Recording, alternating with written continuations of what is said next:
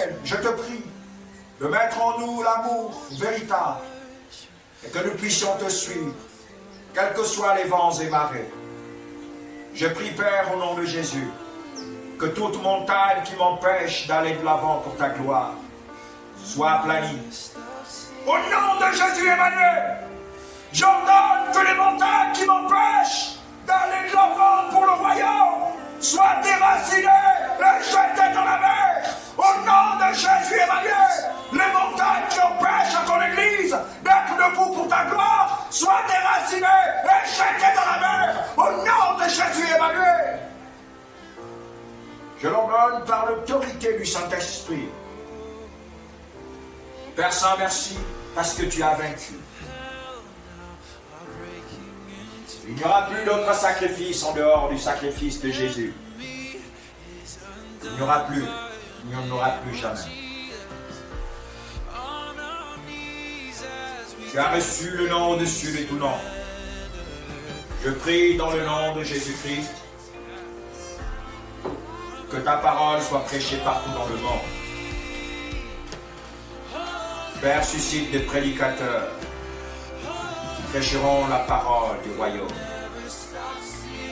Il est dit que depuis le temps de Jean-Baptiste, le royaume des cieux est forcé. Seuls les violents s'en emparent. Le royaume des cieux est forcé. Seuls les violents s'en emparent. Père, donne à ton Église la violence de rentrer dans le royaume. La violence d'abandonner tout ce qui est mauvais. De quitter tout ce qui ne t'honore pas. Je prie pour tous les prédicateurs dans le monde. Seigneur, je prie pour la génération après nous. Je sais que nous sommes à la fin de l'âge où tu prépares ton Église pour l'enlèvement. Raison pour laquelle Dieu Tout-Puissant, nous voulons plonger le regard sur toi. Il est dit que lorsqu'on fixe sur toi nos regards, nous sommes rayonnants de joie et notre visage ne se couvre point de honte. Enlève la honte de la nullité et du péché. Remplis-nous de la sainteté, du fruit de ton amour, Père. Je viens te demander pardon humblement pour tout ce que j'ai fait, tout ce que j'ai dit, tout ce que j'ai pensé, pour tout ce que ton Église fait, Père. Tu ne viens pas chercher une Église souillée, mais une Église sans tache, ni ride, ni rien de semblable. Une Église parfaite comme toi tu es. Alors, Père, je te prie de nous préserver du mal.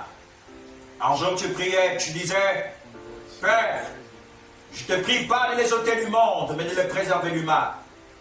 Ne nous ôte pas du monde avant le temps.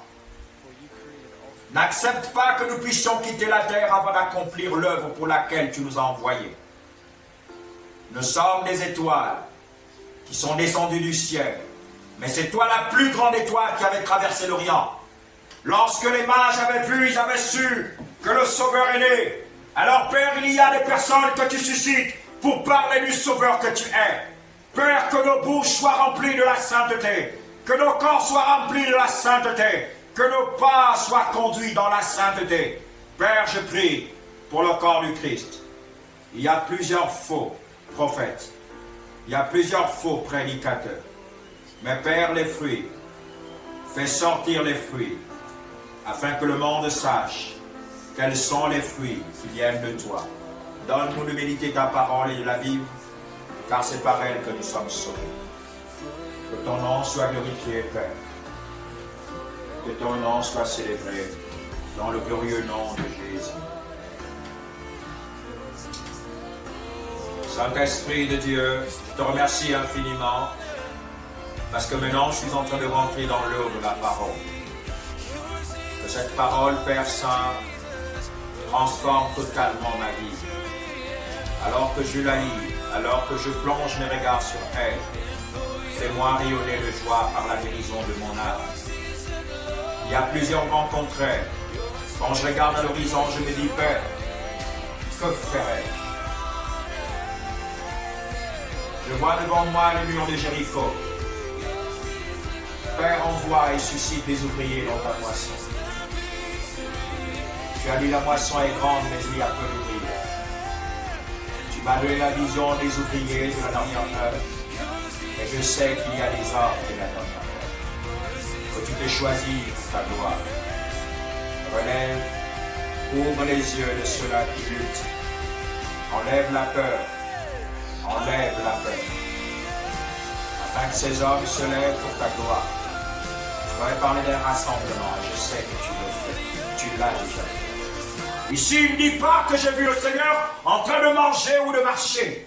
Il avait vu le Seigneur sur le trône de sa royauté, où il y a des chérubins qui étaient en train de gouverner autour de lui, qui étaient en train de commander certaines choses autour de lui. Ésaïe avait vu le Seigneur assis sur le trône.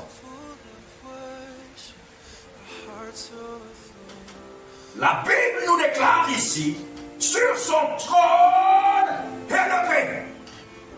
Ah non. Quand la parole nous parle de la dimension du trône élevé, ça signifie qu'il avait vu le Seigneur dans toute sa gloire. Ésaïe va voir le Seigneur de gloire sur le trône, sur son trône, très élevé, très élevé. Le trône très élevé. Donc Ésaïe avait vu la grande dimension, la gloire. Il n'avait pas vu la chaise, il n'avait pas vu juste le trône, mais il avait vu le Seigneur assis sur son trône très élevé. Et les pans de sa robe remplissaient le temple. Et les pans de sa robe remplissaient le temple.